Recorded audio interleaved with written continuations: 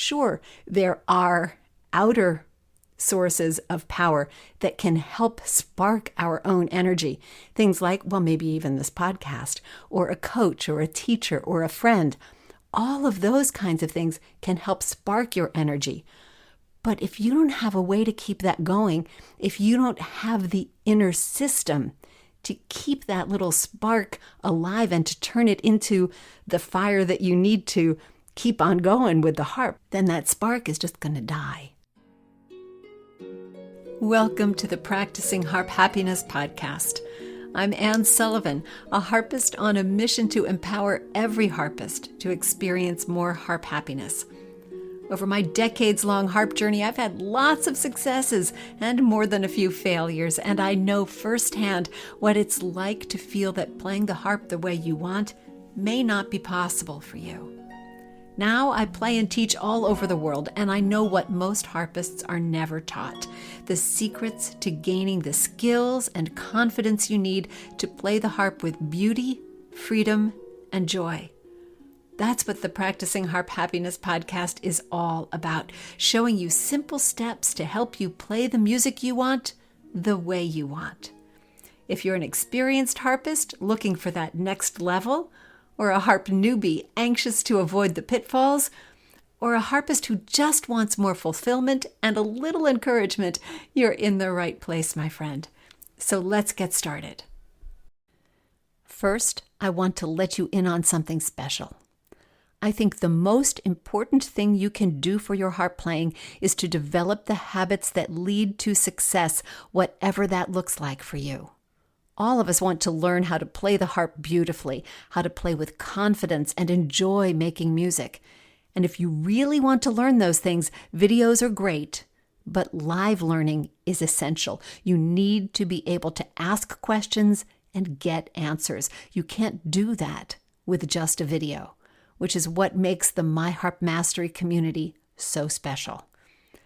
My Harp Mastery membership is for those who really want an online experience that lets them learn at their own pace and learn what they want and be able to learn live from expert coaches every single week. Plus, you get to connect with other harpists in the community who have the same desires for their playing. This is not only a powerful learning platform, but it's also the most generous community of harpists anywhere on the planet. They're harpists with a positive outlook, a growth mindset, and a spirit of support for their fellow harpists on the journey with them. We're ready for you. Join us. Just go to harpmastery.com/join-now. That's harpmastery.com/join-now. Welcome to the show.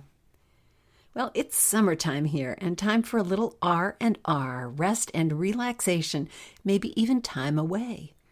You might be feeling like you need some time away from whatever stress you've been experiencing. I hope it isn't your harp playing that's been causing the stress, but even playing and practicing the harp can cause frustration and burnout. So if you're feeling like you need a break from your harp playing, I'm here to help and to make sure you take that break in a way that will bring you more confidence and more joy in your playing again. Actually, at the time you're listening to this, I am on vacation with my husband. We are in Bermuda, which is one of our favorite places to vacation.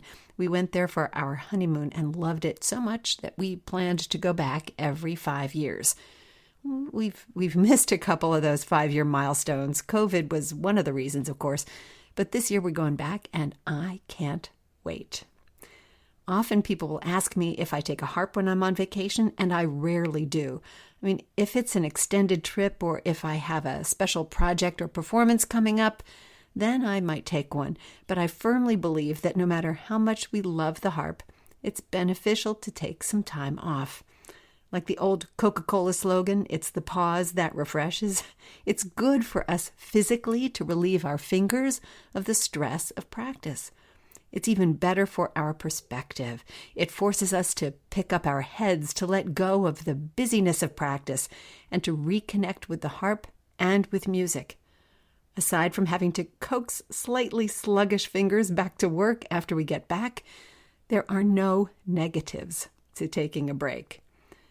Now, I realize we have podcast listeners all over the world, and if you're living in the Southern Hemisphere, you're starting a winter season, not a summer one. But you don't have to wait for summer to try out this framework that I'm going to share with you today. It can help you keep balanced all winter long.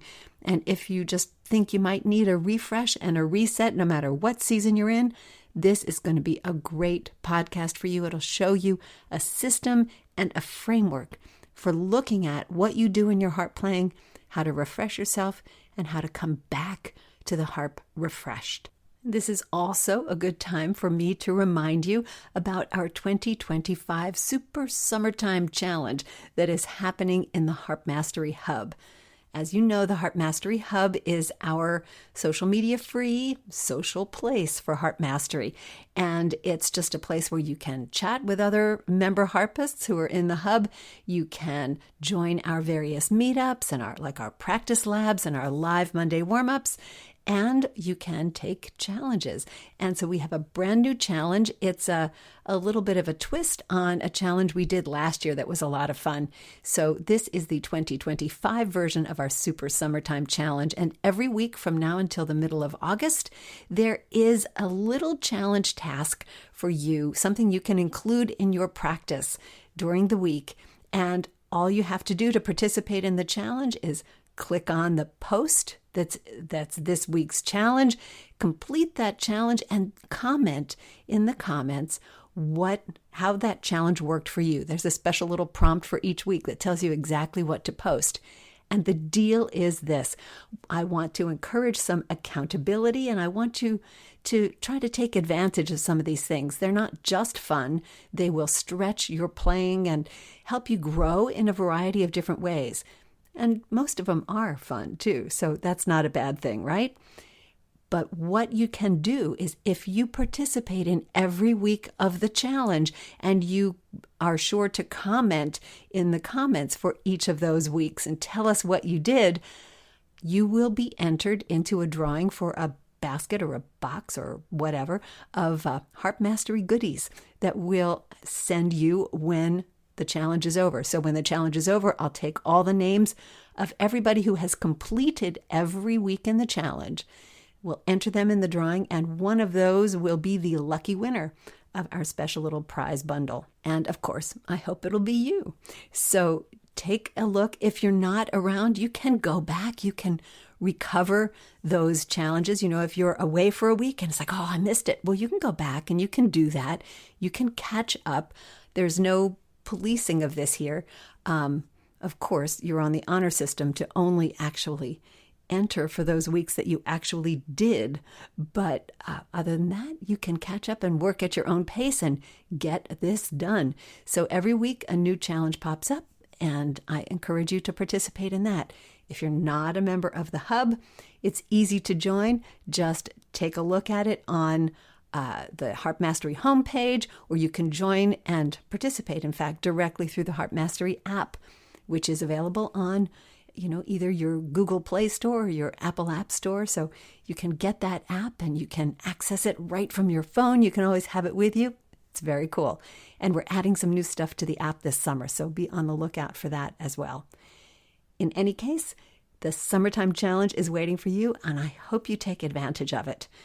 So we're going to continue our summer theme now, and let's talk about using this summer to help you recover from whatever harp burnout you might have been experiencing. And if you haven't experienced harp burnout, that's great. This will be a system for helping you to keep your energy strong. So let's get moving into this 5R framework. I mentioned a moment ago that as you're listening to this, I am on vacation, which is terrific. But let me tell you the conditions when I'm recording this, like right now. We are in the middle of a blackout, a power outage. And there's nothing as frustrating in this 21st century era as a power outage. And I know I don't have to tell you that. I also am very aware that this is one of those first world problems. I mean, how fortunate that this is just an inconvenience to be without power. I mean, it's a real inconvenience because it's hot and our air conditioning doesn't work. Our well doesn't work because our well is powered, of course, and we don't have any power. And of course, we're not the only ones with this problem. It was a big series of storms that came through, knocked out power for a lot of people. Now, I know that just down the road, they've got power. I don't know why our neighborhood doesn't. I know when we were at our house before this, we were in the middle of nowhere and we had generators that powered our well and powered our house. But here in the more or less suburbs, we elected not to purchase a generator, at least not yet. And so the power outage has left us without power. So I have to find an alternative source of power. You know what this is like. Here I am trying to record things and I'm looking at the battery strength on my laptop thinking, I don't know if it will last and if I'll be able to finish the podcast recording. So I should stop blathering and get on with things, right? But looking for the power source is something that we understand. A blackout makes us very, very aware of our energy source. What this particular blackout coming at this particular time made me extra aware of is how the universe shows up to teach us lessons. Because this isn't just a lesson in my own scrambling to figure out, well, let's see if I go up to the Dunkin' Donuts, I can hop on the call with my assistant, and then it's not just about that. This is about the parallel. The universe showed up here to just give me a little dope slap and say, okay, look, burnouts, blackouts, not that different. It's all about energy, and it's about the energy source, how we source our energy. Now, I have to wait for the electric company to take care of the power source here. But when it comes to a burnout, a personal burnout, like a Harp burnout, which is what we're talking about today, we have to go within to find our own power source, our own energy source. Sure, there are outer sources of power that can help spark our own energy. Things like, well, maybe even this podcast, or a coach, or a teacher, or a friend. All of those kinds of things can help spark your energy. But if you don't have a way to keep that going, if you don't have the inner system to keep that little spark alive and to turn it into the fire that you need to keep on going with the harp, then that spark is just going to die. And that's what we don't want. So let's take a moment before we get into ways to fan that flame and rebuild your energy. I just want to take a look at some burnout symptoms, because if you're not feeling burnt out, congratulations. I'm not either, even though I'm in the middle of the blackout. But I'm not feeling burnt out, but I know what it's like because I certainly have been there. And sometimes it starts to show up in sneaky ways. So I want you to be aware of some of the ways that might happen to you, that you might start to experience the frustration, the difficulty, the challenge, the whatever that can lead to burnout. So for instance, if you're starting to feel a lack of progress and that's starting to be really frustrating and starting to defeat you, that could be on the path to burnout. Or it could be something as simple as just sitting down at the harp to practice and having not a clue what you want to do. I don't know. I might do this, but you're just not feeling inspired. Or maybe you found yourself lately feeling too tired to practice. Of course, you might have a very good reason, but remember that the harp is a way that you can find your energy, you can rejuvenate, at least on a pretty good day, right? When you sit down and you can play something that you know, that's a great feeling. And if you're avoiding that, saying, oh, I'm too tired, I can't really do anything right now, I can't focus, that's something to be aware of and to watch, because you don't want to let that feeling grow. Or maybe you're just feeling like you have nothing to play. Well, we need to get in there and fix that, don't we? Because everyone should have something that they can play. Every harpist can play something, and you have to find out what that is. So that's something you can easily do something about. Don't let that defeat you. Or maybe You're just feeling this vague sense of guilt about the harp. Well, I really should dust it. I haven't tuned it in a while. I haven't practiced in a week. And once you haven't practiced in a week, maybe that turns into 2 weeks because the harp's going to be out of tune and it's going to be really hard to get back. And so that just kind of spirals into this little sense of guilt. And that can actually start to totally overwhelm you and make you think that, the harp just isn't that much fun. When if you think back just a little while, the harp was really inspiring to you and it was a significant and important creative outlet for you. So don't let those kinds of feelings get in the way of your harp happiness. So those are some of the ways in which burnout starts. But what I really want to talk about now is this little 5R system that I came up with. And I just did 5 Rs because they're easy to remember. When you think about these 5 Rs and use this system, you'll be able to come back to your harp and find that energy and find that joy in music again. That's what we want. And whether you use that now as part of your summertime ritual, or whether you use it before you start back in the fall, or you just sort of keep it in that back pocket in case you need it sometime, I think you'll find it really, really helpful. So let's dig in. The first R is an important one, and I think it can be the hardest one of all. Once you conquer this one, everything else gets easier. But this first R is tricky, and the first R is release. Release. I want you to just let it go. I don't want you to feel guilty about taking this time off to recover. I don't want you to feel guilty about what you have or haven't done in the past. I don't want you to keep burrowing into the fact that you feel like you're not making progress. We can start fresh right from today. We don't need to worry about the past because that's over. We're about to create a future, and we're going to get back to that future where we love the harp. That's actually a part of the past that we do want to recover. But I want you to let go of everything that isn't helpful. Let go of the challenges that you've had. There's going to be time enough to deal with them. Let go of the things that seem to be keeping you stuck, because we're going to be able to change that. There's a different way to do these things. And I want you to think about just letting it go. We want a clean start, and just taking that big breath in, letting it all out, is going to be the best first step that you can take. Now, while we're talking about this, I do want to point you to a podcast that I did just a little while ago. It's episode 200, and it's called Small Steps and Big Growth. And it talks about these little baby steps that you can take to help you grow. This might be an inspirational podcast for you if this is where you find yourself. You might have already heard it. I didn't do it all that long ago, about 14 weeks ago to be exact, but I think it could be really helpful for you here. So I've linked to that in the show notes in case you want to think about some things you can do to help change your mindset and change your direction going forward.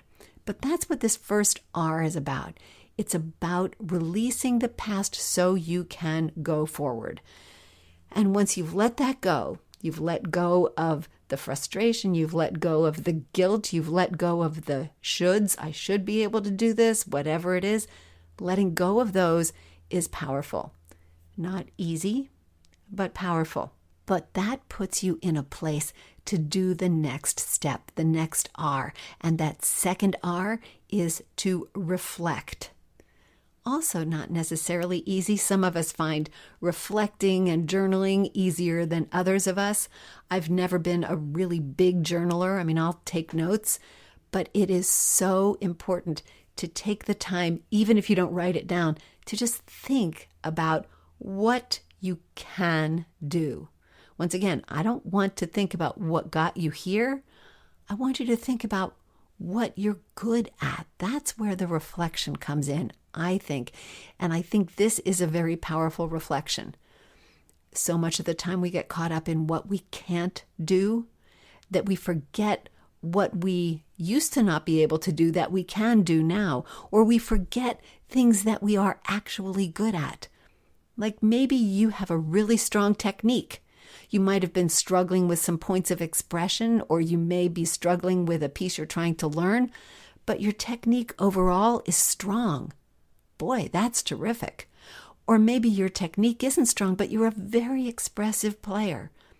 Or maybe your strength is just that you have a lot of practice time and you love to get in there and practice. That's a strength. Not everybody has that kind of focus, let alone that kind of time. But that's beautiful. Or maybe your strength is just that you love playing the harp. That is a strength, and it's an important one if you're going to play.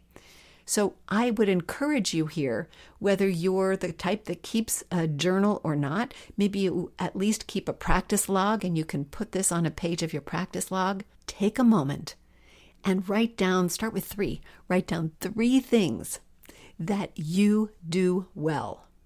And after you've written those 3, write 3 more.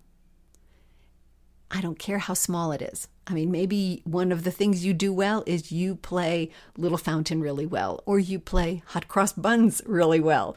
Whatever it is, think about things you've accomplished on the harp. Think about things you can do.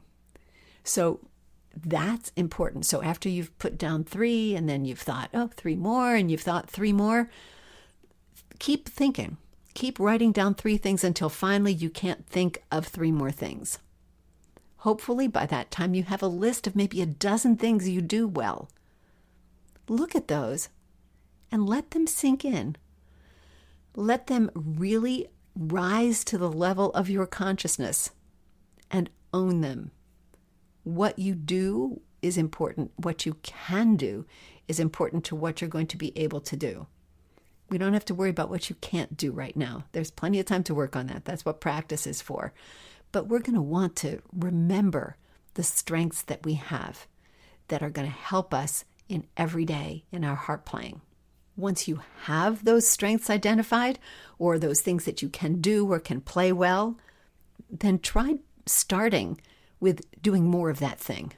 Whatever it is. If it's a piece that you play well, how many more places can you play it? Can you play it every day so that you can play it even better? Could you make the expression even more?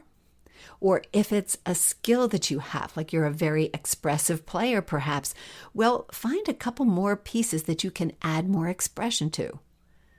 See how you can amplify the way in which you use those strengths. Pick a couple and say, look, I could do more of this. I could do more of that. Maybe you are really good at putting programs together and you like to put together programs of music for the nursing home. Well, see if you can put together some more and play them someplace else. Whatever it is that you're good at, let's find it and let's do more of it. But before we can really get in there and do more of it, we need a reset. And here's our 3rd R. We need to reset our mindset. That's an easy one to remember, right? So far we have release, reflect, and now we're at reset. Where you are now is not a level that you can't get beyond. And that's where our mindset often gets stuck. We feel stuck. We are at a place where we can't move forward, or we're not moving forward. It feels like we're just sort of churning our wheels. They're not going anywhere. They're spinning. We're in that little spinning circle of death that happens on computers, at least when computers have power, which mine don't right now. So that's the cycle that we get in. It's like, I can't get anywhere. I can't go past this. But you can and you will. This is a season. This is a moment. And where you are now is not where you will be in another month or in another 6 months. You're not going to be stuck here. There are ways to go beyond. Now, we've got a glimmer of that when we talked about doing more of the thing that you're good at. But I also realize that sometimes doing more of the thing that you're good at feels like a cop-out. I mean, to those of us who are really achievement-oriented, it's sort of like, well, yeah, I could do more of that, but where's the growth? Where's the progress? And we're going to find that spot. We're going to be working at that. But we can't do it until you let go of this idea that you're stuck and that this is a barrier you can't get beyond. And this is where I'm going to take just a moment and I'm going to share a story that I have shared before. And so you might have already heard this one, but in case you haven't, I'm going to give you the short version of it. I think this is a good story to share right now because it's so indicative of the ways we get stuck and how our mindset is really critical to getting out of that place. So this is what happened when I was finishing my first year studying at the Curtis Institute of Music. I mean, it's an important conservatory. It was a big deal to be there. And I had felt like I was, really in the elite group and I was playing well, at least I thought. But then toward the second half of my first year, my lessons just started not going anywhere. I would end every lesson in tears. It wasn't my teacher's fault. It's just I couldn't do anything right. I was beyond stuck. This was a problem. And in fact, it was bad enough that my teacher said, if you don't shape up, I can't ask you to come back. I just don't see where we're going to go anywhere. So I had to do a big mindset shift. And this was one that I ended up having to do on my own. I mean, my teacher couldn't do this for me. Nobody else could do this for me. This was what I had to figure out. That doesn't mean that you have to figure out your mindset on your own, but this was one I had to do because nobody else could help me. So I had to decide, first of all, what was really important. And at that point, what was important for me was that I stayed at Curtis and studied at Curtis because that was what I had always wanted to do. I wanted to be that good a harpist, that kind of harpist that was at that world-class conservatory playing at a world-class level. And if I got kicked out of school, that wasn't going to happen. So I took the summer and figured out that, all right, this was my do or die moment. I was going to have to change what I was doing if I wanted to stay in school. And I had to work out my own feeling about it. I had to know that if I kept doing what I was doing, I was only going to keep feeling worse about it. That was the mindset I needed to change. So the first thing that I ended up doing was saying, well, I'm going to tackle this a different way. That was the beginning of my reset. And I said, okay, well, I'm not doing this thing that my teacher wants me to do very well on the harp, but my piano teacher really loves what I'm doing on the piano. So how can I take that skill and move it over to the harp? And I spent 6 weeks that summer doing nothing but playing something on the piano that I knew I was doing well and taking it over to the harp and figuring it out that way. But I couldn't have done any of that without first deciding that there was another way to look at it, that I couldn't just keep going with the thought process that I had. I needed a new one. That reset, that mental reset, was what allowed me to do the work I needed to do. And apparently it worked because when I got back to school that fall, my teacher was thrilled with what had happened with my playing. So, as I said, that's kind of the short version of the story, but I really think that it illustrates so clearly, or at least I hope it does, that it starts with how you think about the problem. The mindset needs to shift to a place of possibility, a place that allows for growth in a different way. Don't get stuck on trying to do this at a very philosophical kind of a level. All it takes to reset your mindset is to just open your mind a little bit and say, all right, there's a way to do this. I just need to figure out how. And you don't have to figure it out on your own. This is something that you can get help with from a teacher or a coach. This is the kind of thing that you can get help with even from a teacher or coach in another discipline. If it's like, well, I can't talk to my harp teacher anymore about this because it's not working, let me talk to my karate instructor. Or let me talk to my guitar instructor. Or let me talk to my painting instructor. those can also be wonderful resources. And because they're outside the harp realm, it can be easier to accept and create a mindset shift that can apply to your harp playing, just the same way I used my piano playing to improve my harp playing. So we have released, we've reflected, we've reset our mindset, and now I want you to start putting that into action. And it starts with our fourth R, rebalance. I want you to think about how you can rebalance every day at the harp.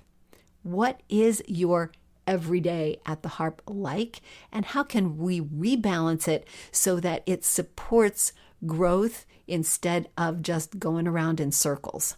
To shift the balance, to create this rebalancing that I'm talking about, I want you to think about your practice a little bit differently and think about it not in terms of pieces and techniques and warm-ups, but think of your practice in these two categories. One is challenge. What do I need to work on, fix, improve, all those things that we're used to doing in our practice that are going to push us to that next level? And then the second area is competency. What are you already good at that you can review? So review pieces are obviously part of this, or exercises, techniques that you've done in the past that would be good to go over again. Or maybe things you're working on now where you're already at a level where you can start making it music and feeling competent with it. So thinking about your practice in terms of challenge and competency is a little bit different from what we usually do, where we just think about what we need to work on. Let's face it, the core of our practice is fixing, it's correcting, it's self-critiquing, hopefully without self-criticizing, but it's looking at what we need to do better. But of course, that's not the only thing we should be looking at in our practice. We should be looking at and recognizing the things that we do well and building on those things. You've probably heard there are lots of studies that talk about building on your strengths. Well, it's an important thing, I think, in our harp playing or in any musical endeavor where we're so self-analyzing and self-critical all the time. It's important to recognize and do more of what we already feel pretty good at. This is how we're going to build confidence, by looking at both sides of this equation. Yes, we can grow. We need to challenge ourselves and put those challenges in front of us so that we can get our technique to be stronger, faster, better, so that we can learn harder pieces and do more complicated things. But we can't live on just challenge. We need to keep that confidence level high by playing to our competency, playing to our strengths, playing with our strengths, using our strengths to help us play. Ooh, lots of different ways to look at that. But by using our strengths, we will remind ourselves of what we're good at. And that's very powerful when it comes to combating a sense of burnout, which leads us to our last R, which is to rebuild.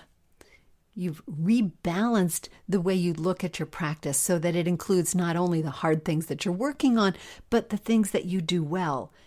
And now that you're back on track, the last step, and please don't do this earlier because it won't work, the last step is to finally face and tackle what got you to burnout in the first place. You don't want to do this earlier because you need to have gotten your feet back under you before you do that. The first step in tackling burnout is not to figure out why you're there. That's further down the road. We've done some reflection, we've done all that sort of thing, but the last step, the one before this one, that rebalancing your practice, is going to get you back on an even keel. And that's where we can start to rebuild that weak spot, that place that we got to that got us to burnout. Were we diving in too deep on something that was too hard? Were we not giving ourselves enough playing opportunity, whether it's just playing music in our practice, just playing review pieces and pieces we love, maybe sight reading new things? Were we not giving ourselves enough of the good stuff? Were we being too self-critical? Did we not have the support and feedback from a teacher or a coach? What was it that got us here? And how can we fix it? Once our playing is back on track, then it's time to look at this. Don't look at it first because things are going to seem bigger and tougher than they are. On the other hand, you don't want to put this step off too long either, because once your practice is back on track, you've rebalanced, you're feeling good again, it can be really hard to make yourself remember how bad that burnout felt. It can be really difficult to say, oh yeah, let's see, what was I doing then? What got me to that place? Once you've rebalanced, this is the time to say, all right, what was the cause? What led me here? What do I not need to do anymore? Or what do I need to do more of? What is it that's going to keep me from getting here again?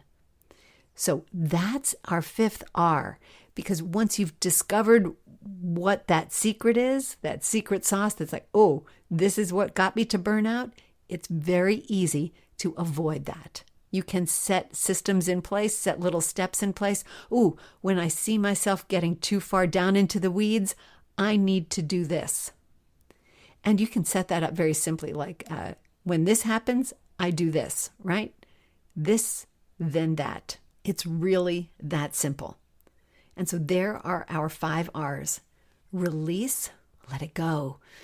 Tomorrow is a brand new day and you get to start over. Clean slate. 2, reflect. What do you do well? Because I promise you do. There are pieces you play well there, even if they seem like they're baby pieces to you. That's okay. That's a win. Think about what you can do and what you do play well, and do more of it. Then reset your mindset. Let's get your head in a different place, a place of possibility, not a place of brick walls, right? You're not being closed in anymore. The Harp world is open to you. Then rebalance your everyday. It's that challenge and competency, both of those elements in your practice. And why? Because that's where confidence comes from. And then finally, rebuild. It's time to face what got you here and fix it so it doesn't happen again. That's the 5R framework. So as you dive into your summer, think about using this 5R framework, whether you've experienced burnout or not, as a way to refresh what you're doing. It can be really, really powerful. So whether you're burnt out, whether you just need a Harp vacation or a Harp reset, the 5R system is going to be very helpful. And next week on the podcast, we're going to keep that summertime theme going, and we're going to talk about summer shortcuts, things that you can do to help keep your practice going in the summer, but just in shorter practice bursts. Nobody wants to spend hours inside when the outside is calling. So we're going to have some summer shortcuts for you on the podcast next week. Don't forget our Super Summertime Challenge in the Hub. That's happening too. So we're all about the summertime weather right now here at Harp Mastery. But whether you're in the midst of summer or not, if you're indoors or outdoors, however you're spending your time, please remember that every day is a day you can add more Harp happiness to the universe, to your world, and to your spirit. And all you have to do is play. Thanks so much for listening, and I'll see you next time.